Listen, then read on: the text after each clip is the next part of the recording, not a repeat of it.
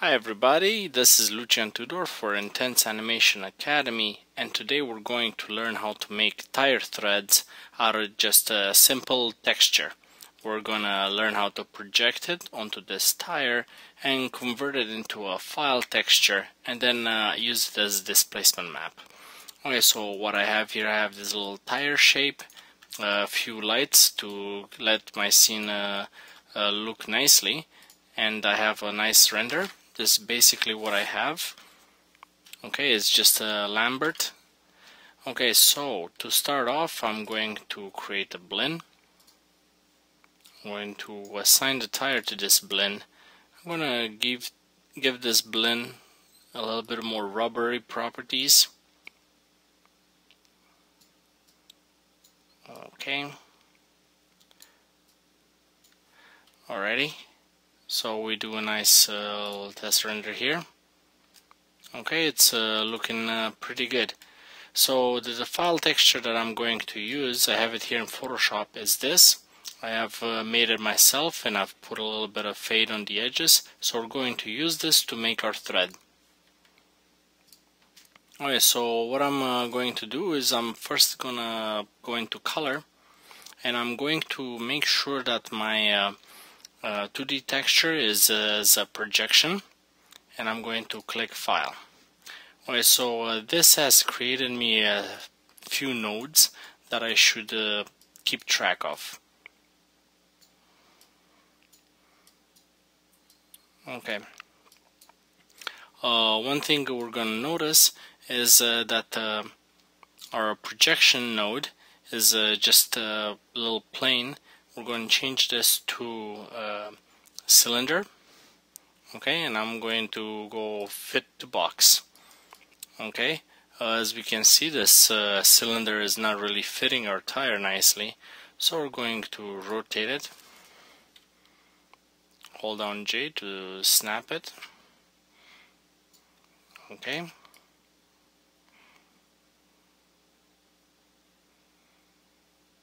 Okay. And rotate it here too. Okay, and then we're going to click fit to box again, and it fits our little thing quite nicely. We're going to go into file, and I'm going to take my tire texture. You guys fish it out from wherever you guys know you have it. Okay, the reason it shows up all nice is because I have it in high quality rendering. Okay. One thing to note is that the faded parts are on the sides, and this is not how I want it. So I'm just going to place click on the 2D texture node and rotate my frame 90 degrees. Okay, as we can see, it's starting to look pretty nice already, but the spacing is kind of off. So I'm going to bring it up like this. And bring it up on the sides a little bit like that. Okay, I'm gonna put my tire here and do a little test render. Okay, it's looking like quite a stretch. So we're gonna bring this back a little bit.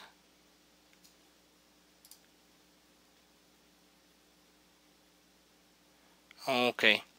My tire texture is actually looking pretty good right now. Maybe it could use to be brought in just a little bit.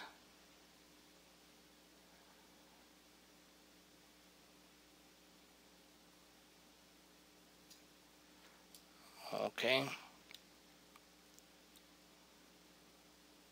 Okay. Alright, it's looking pretty good. Okay, my next step is going to be to convert all these nodes and projections into a file texture. So what I'm going to do is I'm going to select my object, and I'm going to shift select my material, and I'm going to go edit, convert to file texture, my software. I'm going to click on option. I'm going to make sure that anti-aliasing is clicked on, and I'm going to set its resolution 1024. by 1024, and I'm going to change the file format to Targa, and I'm going to click Convert and Close. Okay, so what has resulted out of all of this is all these nodes right here have been converted into this nice neat little file. So what I'm going to do is I'm going to click on my tire and reassign this blend to it. I can just get rid of these nodes right here.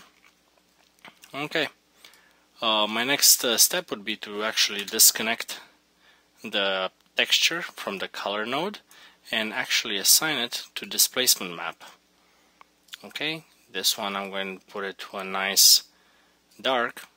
One thing that I need to do before I actually even consider doing a test render is I'm actually going to go right here into the actual file, go into color balance and go in alpha gain and put it a very low number, 0.02 would be a good one. The reason is that my tire displacement, if it's set at 1, it would be way out here, it would take very long and most likely would crash my file. One thing I can do before I do this render is actually save my file.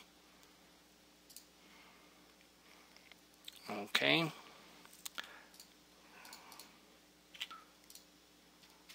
Okay, now I can safely do a test render. Displacement maps do tend to crash your scene sometimes, especially if they're heavy. I use batch rendering most of the times. Okay, as we can see, our tire is looking really nice. We can play a little bit with the alpha gain, but more than this, I don't think we need to push it. We can really play around with the color and the feel of our blend, but otherwise this is a pretty simple process to really give us a nice detailed look without the use of high geometry. Okay, this is Lucian Tudor for Intense Animation Academy, wishing you good luck with your future projects.